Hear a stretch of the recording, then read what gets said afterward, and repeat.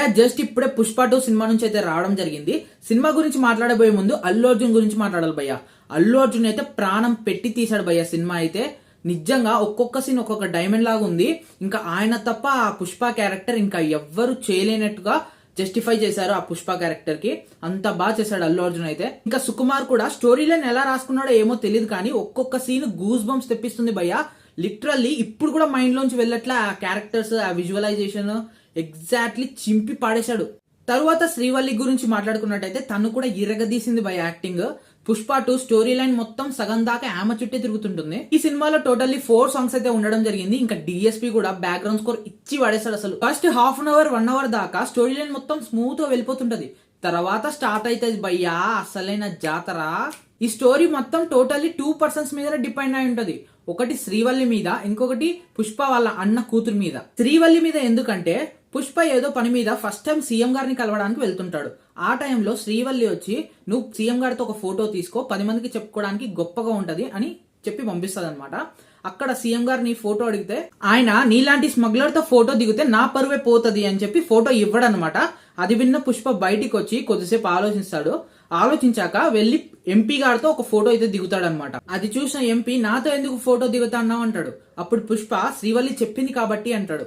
తర్వాత మళ్ళా ఎంపీ తను చెప్పింది సీఎం గారితో ఫోటో కదా అంటే తర్వాత పుష్ప నువ్వే సీఎం అంటాడు. అప్పుడు థియేటర్ మొత్తం దద్దరిల్లిపోతుంది భయ్య సౌండ్లతో. ట్రైలర్ లో ఈ డైలాగ్ విన్నారు కదా, శ్రీవల్లి నా పెళ్ళం మాట మూడింటే ఎట్ట ఉంటుందా ప్రపంచకాల సూపర్ స్టార్. అది ఈ సీన్ అప్పుడే అంటే ఒక్క ఫోటో కోసం సీఎం పదవిని మార్చేసినాడు. దీన్ని బట్టి అర్థం చేసుకోండి ఈ సినిమాలో పుష్ప రోల్ ఎంత పవర్ఫుల్. ఇంకా ఆ తర్వాత పుష్ప వాళ్ళ అన్న కూతురు విషయానికి వచ్చినట్టయితే జాతర సీన్ లో తనను ఎవరో కొంతమంది బయట నుంచి అమ్మోర్ గెటప్ లో వచ్చి ఏడిపిస్తుంటారు. అది చూసిన పుష్ప జాతరలో వాళ్ళందరినీ కొట్టి అరగుండు గీకించి గాడిద మీద ఊరేగిస్తాడనమాట. ఆ అవమానం తట్టుకోలేక మనం ట్రైలర్ లో చూసిన ఈ అరగుండోడు ఆ అమ్మాయిని మళ్ళా కిడ్నాప్ చేసి తీసుకెళ్తాడనమాట. అసలు ఈ అరగుండోడు ఎవరు అనుకుంటున్నారు? ఢిల్లీలో ఒక పెద్ద పొజిషన్ లో ఉండే పొలిటీషియన్ లీడర్ తమ్ముడి కొడుకు ఈ అరగుండోడు అనమాట. ఆ పొలిటీషియన్ లీడరే మన జగపతి బాబు. ఇంకా తర్వాత పుష్ప వాళ్ళందరినీ వెతుక్కుంటూ ఒక్కడే వెళ్తాడు, తన్నులు తింటాడు, ప్లస్ వాళ్ళందరినీ చంపేస్తాడనమాట. ఈ చంపడంతో తన తమ్ముడి కొడుకుని చంపినందుకు జగపతి బాబు ఇంకో విలన్ లా యాడ్ అవుతాడు. ఆల్రెడీ ఉన్న విలన్స్ లోనే ఇంకో విలన్ యాడ్ అవుతాడు అనమాట. ఇంకా లాస్ట్ లో పుష్ప వాళ్ళ అన్న వాళ్ళు వీళ్ళు అంతా కలిసిపోతారు అనమాట. ఇప్పుడు అసలైన ట్విస్ట్ వస్తుంది. ఇప్పుడు జగపతి బాబు వాళ్ళ తమ్ముడి కొడుకు చనిపోయినందుకు వీళ్ళంతా విలన్స్ అందరు కలిసి ఒక గెట్ టుగెదర్ గా ఉంటారు. ఆ టైంలో ఒకడు బొకే ఇచ్చి వెళ్తాడనమాట. ఇక్కడ పుష్ప వాళ్ళ అన్న కూతురి పెళ్లి జరిగే టైంలో ఇంకో బొకే ఇంకొకడు వచ్చి ఇచ్చి వెళ్తారు.